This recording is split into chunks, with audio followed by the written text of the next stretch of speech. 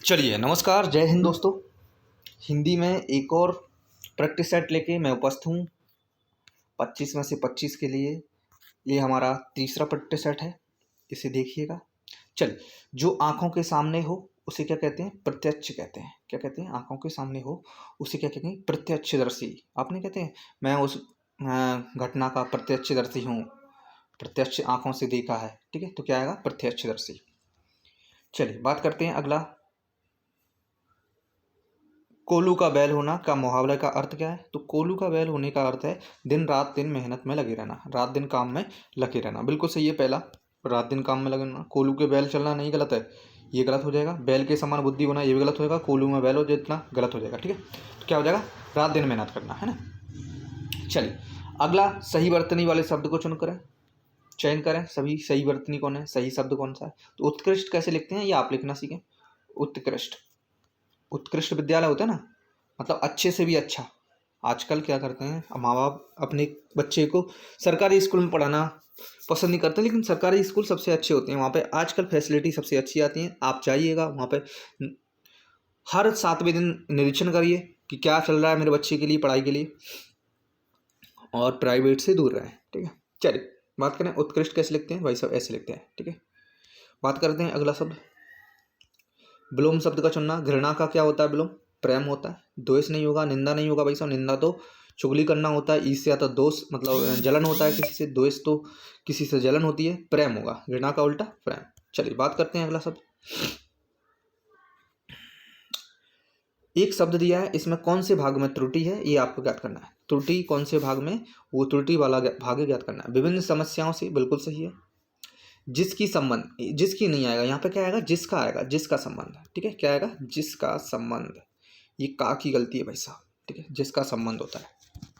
भाषा एक सामाजिक कला है, बिल्कुल सही है। ठीक है, तो क्या आएगा? जिसकी नहीं, जिसका आएगा। चलिए बात समझ पाए आप, आगे बढ़ते हैं। सही वर्तनी वाले शब्द का चयन करें। व्यवसाय कैसे लिखते हैं?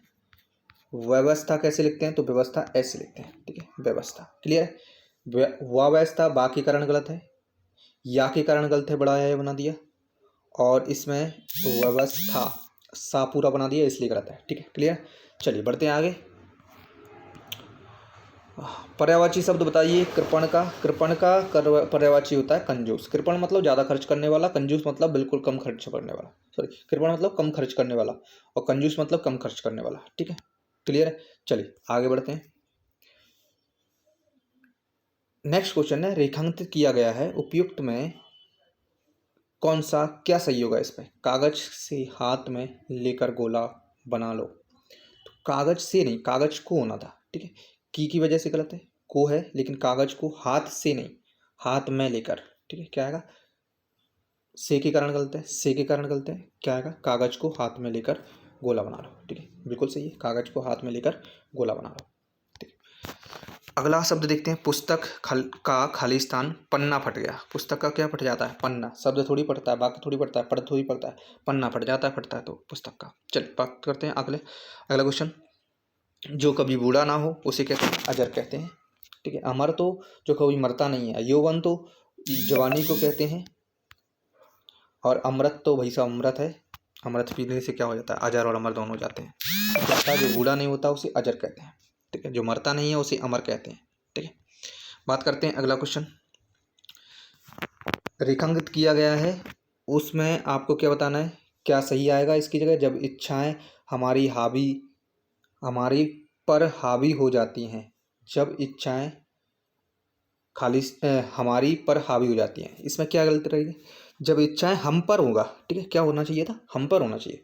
जब इच्छाएं उन पर नहीं, गलत है, हम पर हावी हो जाती हैं, बिल्कुल सही है। हम पर हावी हो जाते हैं, गलत है इसके कारण। ठीक है, क्यों गलत है ये मैं बता चल रहा हूँ। इसे समझने में, इसे कोई भी टीचर आपको नहीं बताएगा जो मैं बता रहा हूँ। चलिए समझ गए ना क्यों गलत है?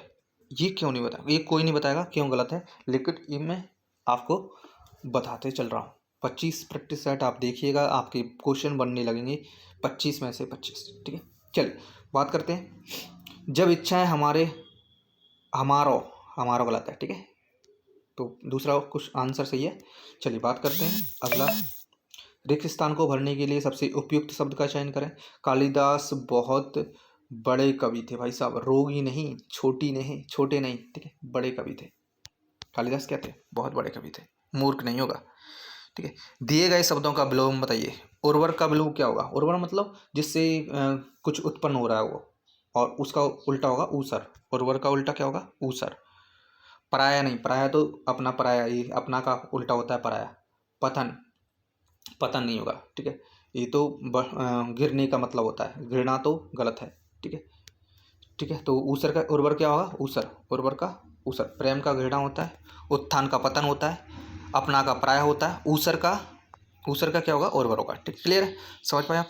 चलिए, ये 6 क्वेश्चन, 5 क्वेश्चन आपको दिए हैं, तो इन क्वेश्चनों को करने की कोशिश करिए आप, ठीक है। चलिए बात करते हैं संसार में बहुत सी, पहले से ऐसे क्वेश्चन 5 क्वेश्चन अगर आपको करना है तो सबसे पहले इसे पढ़िए। संसार में बहुत सी वस्तुएं बार बार मिल जाती हैं, किंतु 4 वस्तुएं कभी खालिस्तान नहीं आती, कभी खालिस्तान नहीं आती। मुंह से निकाला निकला खालिस्तान, कमान से निकला तीर, खोया अवसर और बीता समय। तो मुंह से निकला क्या शब्द, ठीक है, कौन कौन से शब्द नहीं आती? कभी, वापस नहीं आती, क्या आएगा यहाँ पे? वापस नहीं आती, क्लियर है? 4 चीजें कभी वापस नहीं आती, ठीक है। जैसे मुंह से निकला शब्द, यहाँ पर दूसरे में क्या आएगा? शब्द आएगा। तो मैं बता देता हूँ, देखो पहला के पास 4 ऑप्शन है, 4 ऑप्शन होंगे, तो क्या नहीं आती? कभी लौट कर नहीं आती, ठीक है, क्या आएगा? लौट कर नहीं आती। कौन कौन सी हैं वो जो कभी लौट के नहीं आती? तो बात करते हैं। जैसे मुंह से निकला शब्द, बिल्कुल सही है, दूसरे में शब्द आएगा, मुंह से निकला शब्द वापस नहीं आता। आगे हम बात करें, और आगे बात करते हैं, ठीक है। मुंह से निकला शब्द, कमान से निकला तीर, खोया अवसर, बीता समय। तो भाई साहब यही समय है, ये वापस नहीं आएगा, इसलिए पढ़ाई में जुट जाइए। सफलता का पहला मंत्र है समय प्रबंध। तो भाई साहब इसमें भी बोल रहा है सफलता का पहला मंत्र क्या है? समय प्रबंध। समय प्रबंध नहीं किया आपने तो कुछ नहीं होगा।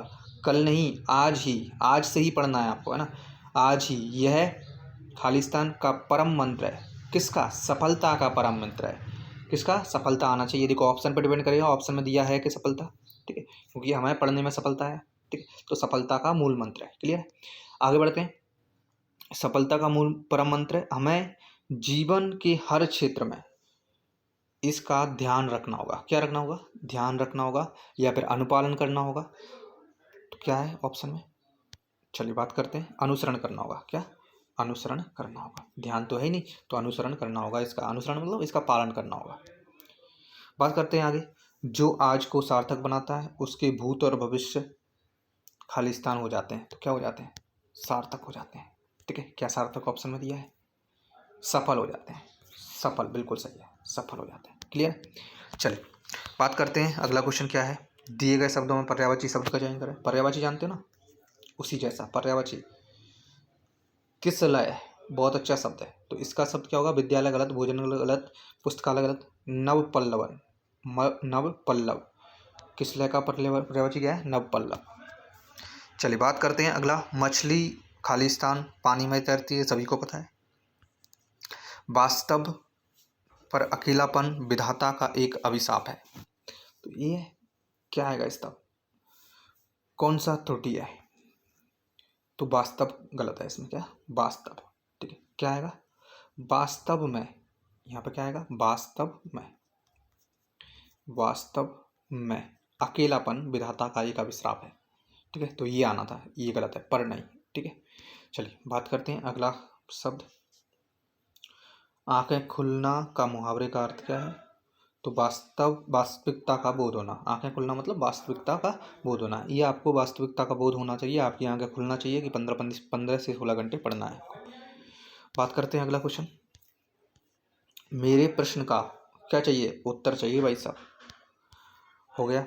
अगला, गरीब व्यक्ति आशा और विश्वास पर सहारे रात बिताने की प्रतीक्षा करते हैं। आशा और विश्वास के सहारे, क्या आएगा? के सहारे, पर सहारे नहीं, के सहारे, ठीक है। बात करते हैं नेक्स्ट क्वेश्चन, ये आपको बताना है।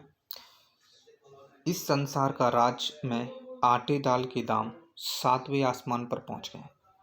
इस सरकार का नहीं आएगा, यहाँ पर क्या आएगा? के आना चाहिए। ये आप और कमेंट करके बताएंगे। तो हम देख लेते हैं इसका आंसर।